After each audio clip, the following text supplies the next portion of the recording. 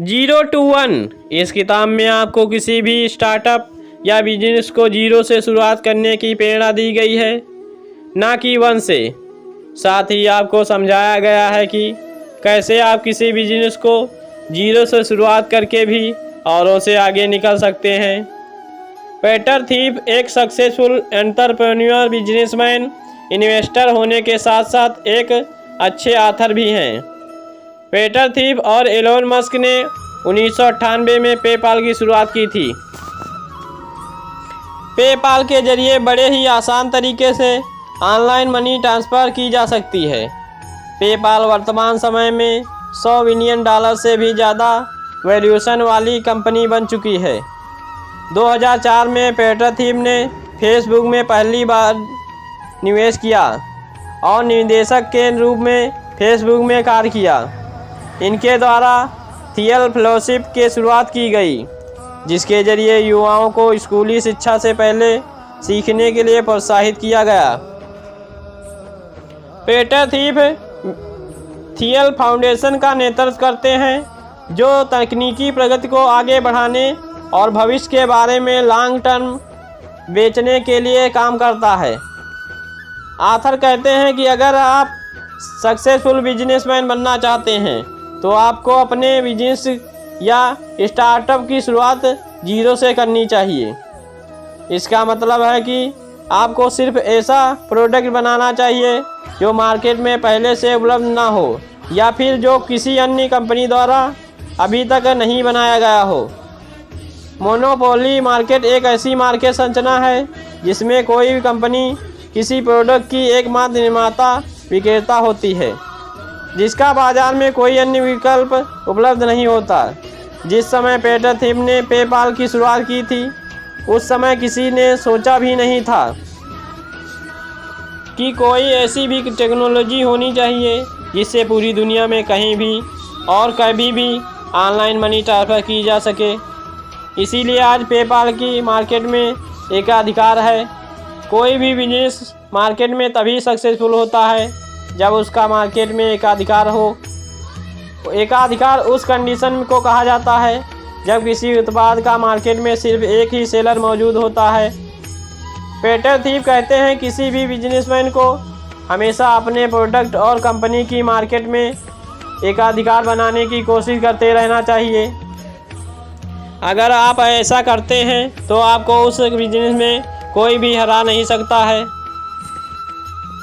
कुछ लोग ये भी मानते हैं कि एकाधिकार गलत होता है क्योंकि इसके कारण प्रोडक्ट की कीमत बढ़ जाती है, लेकिन एक स्टार्टअप ऑनर को इस बात का पता होता है कि अगर उसने प्रोडक्ट की क्वालिटी बढ़ाई बिना ही उस प्रोडक्ट की कीमत बढ़ा दी तो मार्केट में कोई दूसरा स्टार्टअप ओनर पैदा हो जाएगा, जिसके कारण उसे नुकसान उठाना पड़ सकता है।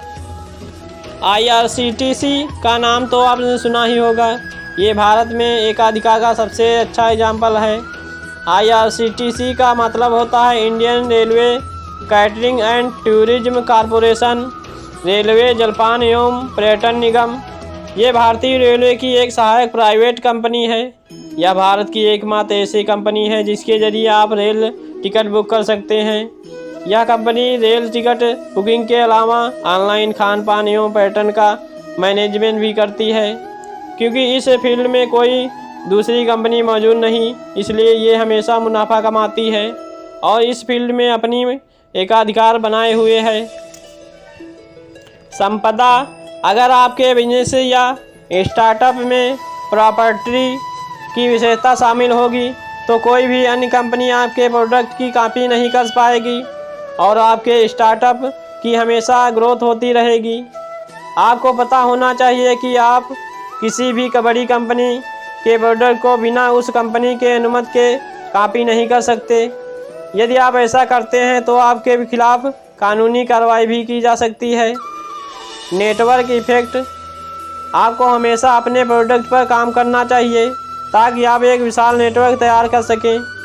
जिस तरह एक निर्माता कंपनी मारुति सुजुकी ने देश के 1779 से भी ज़्यादा शहरों में अपने 3634 सर्विस सेंटर बनाकर विशाल नेटवर्क तैयार किया है, जिसकी बदौलत मारुति सुजुकी आज भारत की लार्जेस्ट कार निर्माता कंपनी बन गई है। Economy of scale. पीटर थिप कहते हैं किसी भी स्टार्टअप को शुरू करने से पहले आपको ये बात ध्यान में रखनी चाहिए कि आपको अपने प्रोडक्ट की क्वालिटी बहुत अच्छी बनानी होगी ताकि बाद में उसे स्केल करके बढ़ाया जा सके। जैसे पतंजलि, उबर, ओला आदि कंपनियों ने किया है।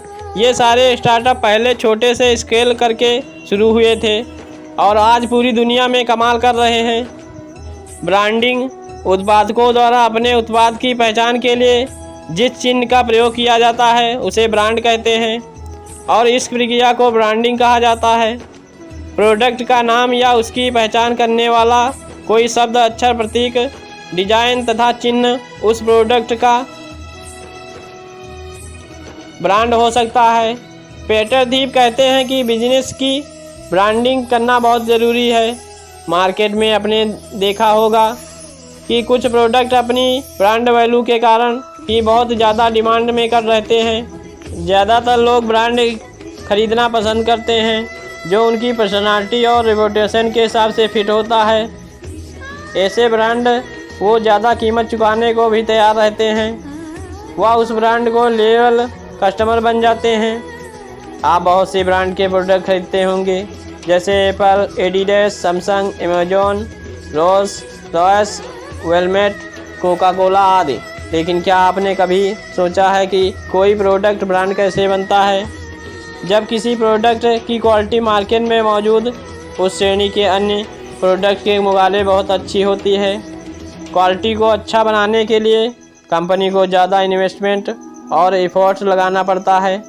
इसके कारण प्रोडक्ट की कीमत भी ज़्यादा हो जाती है, लेकिन लोग उस प्रोडक्ट की ज़्यादा कीमत पर भी खरीदने के लिए तैयार रहते हैं क्योंकि अब ये प्रोडक्ट एक ब्रांड बन चुका है। Start with A friend. किसी भी कंपनी की शुरुआत ऐसे इंसान के साथ करनी चाहिए जिसे आप अच्छे से जानते हो। किसी अनजान व्यक्ति के साथ बिजनेस करने से बचना चाहिए वरना आपका बिजनेस बर्बाद हो सकता है। पीटर थिप और एलोन मस्क दोनों ही काफ़ी अच्छे दोस्त थे। उन दोनों के आचार विचार आपस में काफ़ी ज़्यादा मिलते थे। वो अपने काम को लेकर हमेशा उत्साहित रहते थे। उन दोनों ने मिलकर पेपाल की शुरुआत की जो आज ऑनलाइन मनी ट्रांसफ़र की दुनिया में सबसे बड़ी कंपनी है।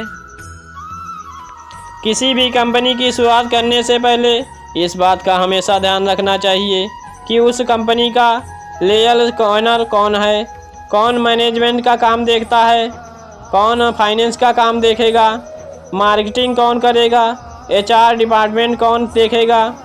आप इन सभी चीज़ों के लिए पहले से ही एग्रीमेंट कर लेना चाहिए ताकि बाद में आपकी किसी तरह की कोई परेशानी ना उठानी पड़े।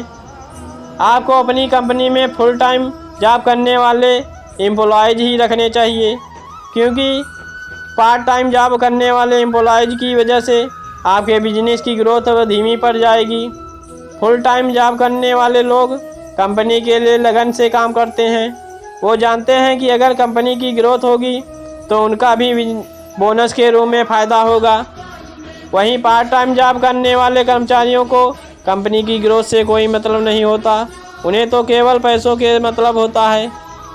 आथर कहते हैं कि कंपनी के फाउंडर या CEO को बहुत ज़्यादा सैलरी नहीं देनी चाहिए। अगर शुरुआती समय में ही कंपनी का सारा पैसा सैलरी देने में ही चला जाएगा।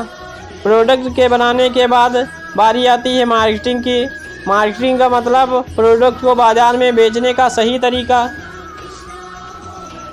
पर्सनल मार्केटिंग का मतलब है जहां कंपनी का सेल्समैन किसी संभावित ग्राहक की तलाश करता है और फिर उसे अपना सामान बेचता है, या बिल्कुल उसी तरह है जैसे किसी इंश्योरेंस कंपनी का एजेंट किसी व्यक्ति को इंश्योरेंस पॉलिसी बेचता है।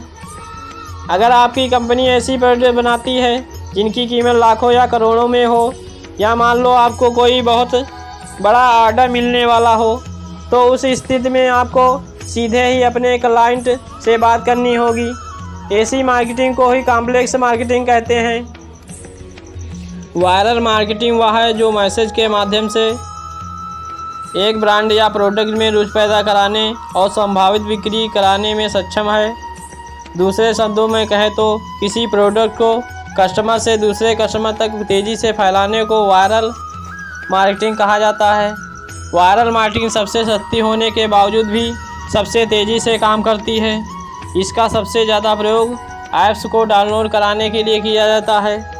इसीलिए ज़्यादातर ऐप्स में इनवाइट एंड अर्न का ऑप्शन दिया जाता है। एडवर्टाइजमेंट, अगर आपके प्रोडक्ट की कीमत बहुत कम है और आप अपने प्रोडक्ट को ज़्यादा लोगों के सामने भेजना चाहते हैं तो एडवर्टाइजमेंट मार्केटिंग यूज कर सकते हैं। ऐसा प्रोडक्ट बनाएं जो मार्केट में पहले से मौजूद ना हो। आपके पास काबिल लोगों की टीम होनी चाहिए। आपको प्रोडक्ट बनाने और मार्केटिंग करने का सही प्लान तैयार होना चाहिए। ऐसी ही ज्ञानवर्धक बातें जानने के लिए हमारे चैनल को लाइक, शेयर, सब्सक्राइब और बेल आइकन भी दबाएं। जय हिंद।